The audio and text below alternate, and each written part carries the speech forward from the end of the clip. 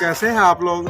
मैं शिव सिंह, मैं अपने चैनल मॉडर्न इंग्लिश क्लासेस में आप सभी का स्वागत करता हूं। जैसा कि आप लोगों ने रिक्वेस्ट किया था कि सर हम लोगों के लिए एक ग्रामर का बेसिक कंसेप्ट पर कोई वीडियो लाइए, तो इसीलिए मैं आप लोगों के लिए बेसिक्स ऑफ इंग्लिश ग्रामर पर मैं वीडियो का सीरीज लेकर आया हूं। यह कई सीरीज में वीडियो होंगे जिसमें हम लोग व्हाट इज ग्रामर से लेकर के सभी टॉपिक को इसमें क्लियर करते जाएंगे। इसमें खासकर बेसिक फंडा को हम लोग सीखेंगे कि ग्रामर का मेन और एसेंशियल टॉपिक्स वगैरह क्या है, उसका क्या महत्व है, उसको कैसे हम अपने जीवन में अप्लाई भी करेंगे। खासकर मेरे चैनल में आपको सिर्फ थ्योरी ही नहीं सिखलाया जाएगा, आपको प्रैक्टिस भी करवाई जाएगी और प्रैक्टिस सेट भी दी जाएगी। मैं सबसे पहले आप लोगों को यह बता दूं कि ग्रामर का महत्व बहुत ज़्यादा है। अगर आप बोर्ड का एग्ज़ाम दें, कंपटीशन का एग्ज़ाम दें या किसी भी टाइप के एग्ज़ाम में जाते हैं तो ग्रामर से बहुत सारे क्वेश्चंस किए जाते हैं। और हम बिहार में देखते हैं कि बहुत सारे स्टूडेंट्स को ग्रामर का बेसिक कंसेप्ट ही क्लियर नहीं है। इसलिए मैं सभी क्लास के स्टूडेंट्स के लिए मैं यह सीरीज लेकर आपके सामने उपस्थित हुआ हूँ। आइए हम लोग सीखते हैं सबसे पहले कि व्हाट इज ग्रामर। मैं इस वीडियो में what is grammar, how many branches of grammar are there को सीखेंगे और उसके बाद डिफिनेशन ऑफ ब्रांचेज को सीखेंगे। 3 टॉपिक्स इस वीडियो में हम लोग सीखेंगे। सबसे पहले हम लोग सीखेंगे what is grammar. Generally students grammar का डिफिनेशन एक ही देते हैं, चाहे वो किसी भी क्लास का स्टूडेंट क्यों नहीं हो, चाहे वो 4 में पढ़ रहे हो, 5 में पढ़ रहे हो, 9 में पढ़ रहे हो, 10 में पढ़ रहे हो या ग्रेजुएशन में पढ़ रहे हो, सभी कहते हैं कि ग्रामर जो शुद्ध लिखना, शुद्ध बोलना और शुद्ध पढ़ना सिखलाता हो उसे ग्रामर कहते हैं। मैं यहाँ कहना चाहूँगा कि अगर सभी स्टूडेंट्स ऐसा ही डिफिनेशन देंगे तो क्लासेज के बीच में क्या डिफरेंस होगा, उनका स्टैंडर्ड क्या होगा। आइए मैं अपने चैनल के माध्यम से मैं आप लोगों को एक स्टैंडर्ड ग्रामर का डिफिनेशन सिखाता हूँ, जो कहीं बोलेंगे तो आपको खुद ही अच्छा लगेगा और जो सुनने वाले होंगे वो भी आपसे काफ़ी इम्प्रेस्ड भी होंगे। Grammar is a Panacea for all the linguistic is. एक बार और ध्यान से सुन लीजिए, हालांकि ये लिखा हुआ नोट भी आपको दिखाई देगा मेरे लेक्चर के बाद, लेकिन गौर से ध्यान से सुने। व्हाट इज ग्रामर, आंसर में हम लोग बोलेंगे grammar is a Panacea for all the linguistic is. इसमें 2 से 3 वर्ड थोड़ा डिफिकल्ट दिखाई देता है, जैसे पैनेसिया। पैनेसिया का मीनिंग क्या है? तो पैनेसिया एक टाइप का रेमेडी है, एक टाइप का वह चीज़ है जो किसी भी दोष को या रोग को दूर करने का कोशिश करता है। इसके माध्यम से हर तरह का रोग दूर होता है। यहाँ पर व्याकरण में, ग्रामर में यह शुद्धि और अशुद्धि पर ख्याल करते हुए अशुद्धियों को दूर करने का उपाय बतलाता है। अर्थात पैनेसिया हम लोगों को ग्रामर को करेक्ट करने के लिए सिखलाता है। दूसरा है लिंग्विस्टिक, इसका मीनिंग है भाषा से संबंधित, इंग्लिश में कहेंगे relating to a language.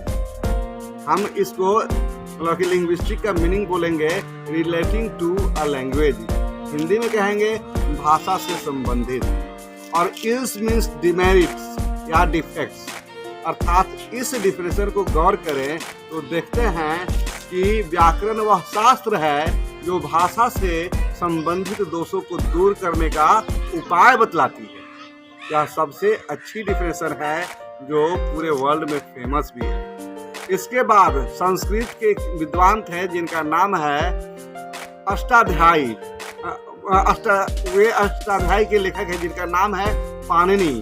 Panini के शब्दों में व्याकरण वह शास्त्र है जो वाक्य में शब्दों को अनुशासित करता है, अर्थात वाक्य में शब्दों का अनुशासन ही व्याकरण है। इसको इंग्लिश में हम लोग बोल सकते हैं the discipline of words in a sentence is called grammar.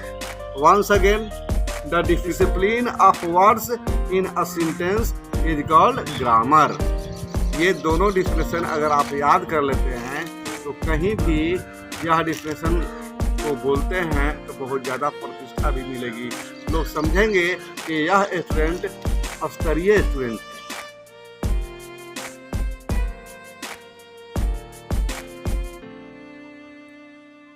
अब मुझे पूरी उम्मीद है कि आप सभी ने मेरा यह नोट्स जो दिखाई दे रहा है लिख लिया होगा आप लोगों ने, और यह नोट लिख कर शेयर भी कर सकते हैं और इसको अपने बार बार रिवाइज कर सकते हैं। आइए इसके बाद हम लोग सीखते हैं कि ग्रामर का ब्रांचेज कितना है, how many branches of grammar are there, अर्थात ग्रामर के ब्रांच को अब सीखेंगे। कि जैसा कि हम लोग जानते हैं कि there are 5 branches of grammar. Grammar के 5 विभाग हैं। पहला ऑर्थोग्राफी, जिसको हिंदी में वर्ण विचार कहते हैं। दूसरा इटिमोलॉजी, जिसका हिंदी होता है शब्द विचार। तीसरा सिंटेक्स, अर्थात वाक्य विचार। चौथा है पंक्चुएशन, मतलब चिन्ह विचार। और 5वां ब्रांच होता है प्रोसोडी, अर्थात छंद विचार। इसको भी अभी आप लोग नोट कर लें। आप लोग ब्रांचेज ऑफ ग्रामर का नाम और उसका मीनिंग शायद लिख चुके होंगे। अब मैं आप लोगों को इन सभी का डिफिनेशन बताता हूँ और उसका मीनिंग बताता हूँ। आइए हम लोग सीखते हैं सबसे पहले ऑर्थोग्राफी।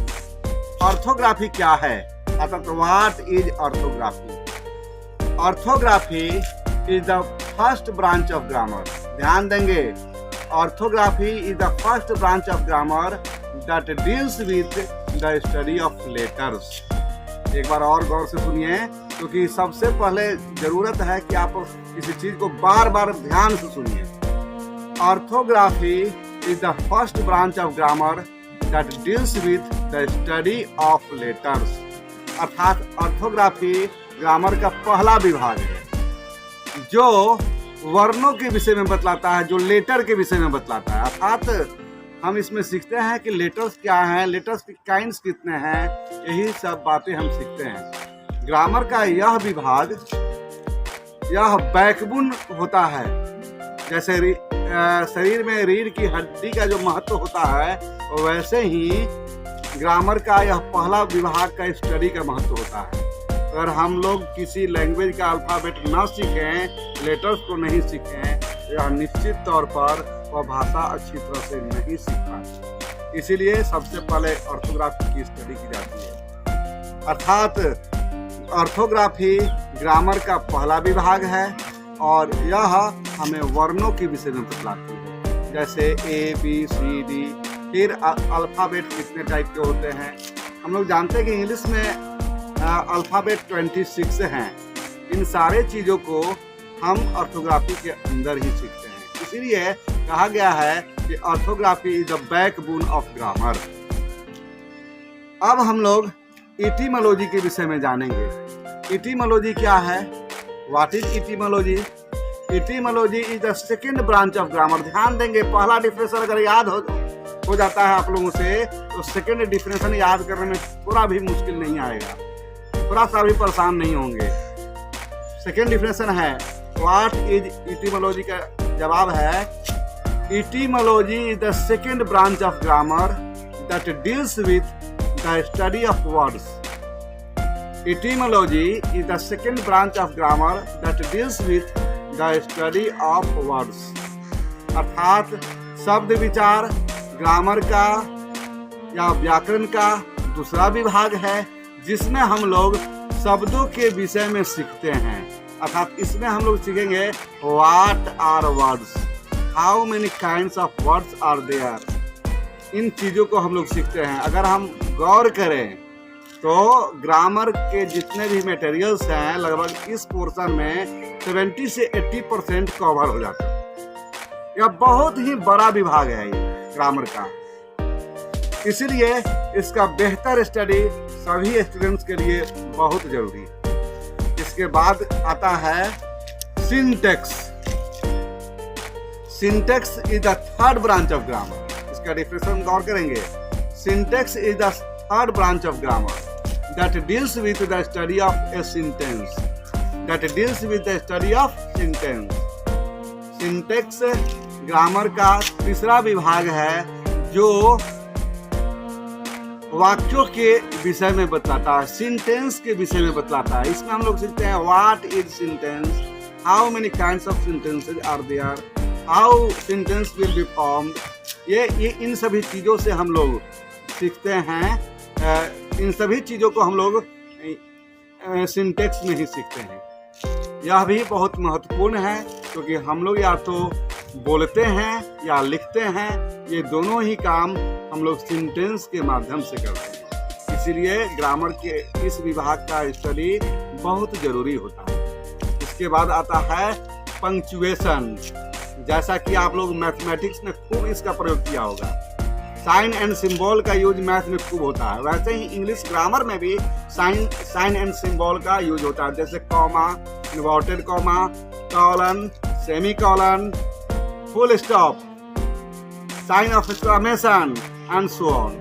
ये साइन एंड सिंबल्स हैं और इनका ही स्टडी पंक्चुएशन कहलाता है। अर्थात we can say that punctuation is the fourth branch of grammar that deals with the study of sign and symbol in language।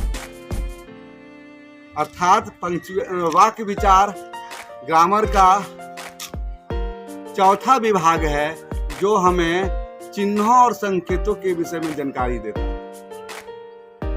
यह भी बहुत महत्वपूर्ण है। अगर हम लोग कोई सेंटेंस लिखते हैं और फुल स्टॉप देना भूल जाते हैं तो स्पष्ट है वह सेंटेंस इनकम्प्लीट रह जाता है।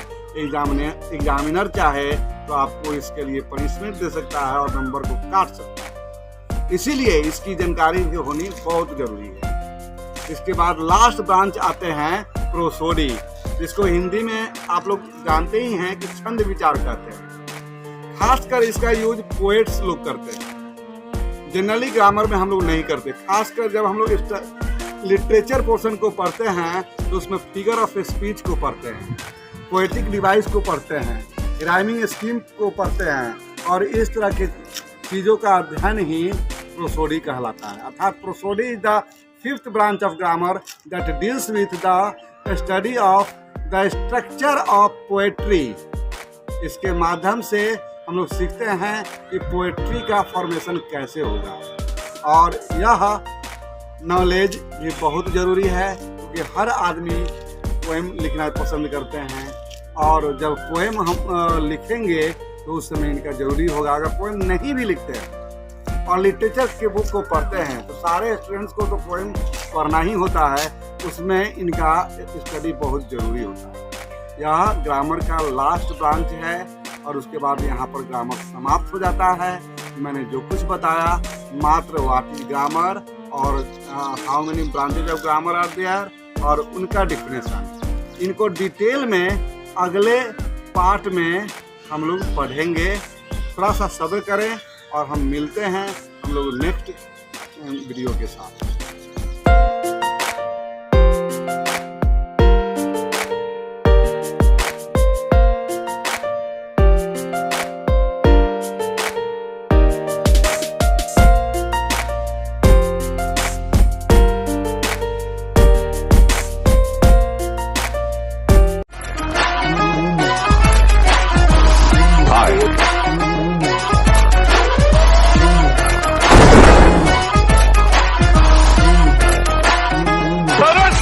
Para,